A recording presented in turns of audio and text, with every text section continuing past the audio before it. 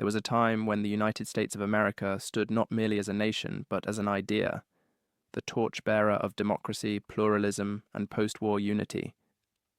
That time was before Trump.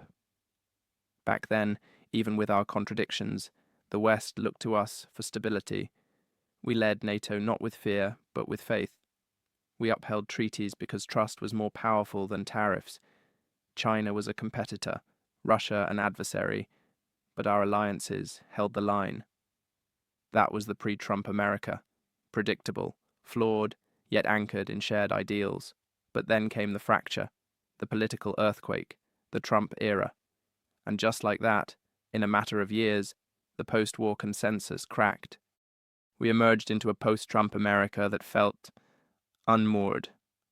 NATO? Recast as a transactional ledger. Allies, pressured with tariffs and scorned in tweets. Russia, no longer simply an adversary, but a curious object of presidential admiration. China, engaged not with coordinated strategy, but erratic trade wars. What followed wasn't just chaos, it was a realignment of the global order. And here's the unspoken truth. America is no longer the unchallenged author of the liberal world. Our allies began to hedge. Europe spoke of strategic autonomy, Japan fortified, India recalibrated. Even our closest partners whispered the unthinkable. Can we still count on the United States? At home, MAGA evolved from a slogan to a symbol, one that questioned not just globalization but liberal democracy itself. And in that vacuum of leadership, something stirred. Russia and China, once rivals of ideology, drew closer, not out of love, but out of mutual opportunity. They saw a divided West, a hesitant America. They saw January 6th and laughed. They saw election denialism, tribal politics, and called it hypocrisy. Where once the Cold War ended with American triumph, now it seems a new version is being quietly, subtly reversed. Ask yourself, if we had lost the Cold War, would the result look so different?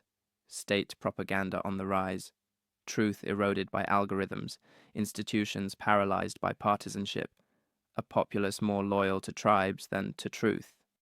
This is not defeat by tanks and missiles. It's something slower, more insidious, a cultural reversal, an erosion from within. So what are the ramifications? If America forgets its role, others will write history. If we abandon values for transactions, we lose the moral capital that once won hearts. If we see freedom as a nuisance and alliances as burdens, then yes, we may survive, but we will no longer lead. And when leadership fades, so too does influence. The post-Trump era is not just political, it's civilizational. Will America reassert its vision, not just through power, but through principle? Or will we let the Cold War be won by default, decades after it supposedly ended? Let it be clear. This is not nostalgia. This is a warning. The line between liberty and decay is thinner than we think. And in this new era, America must decide, will it be the light, or just another shadow in history's long corridor?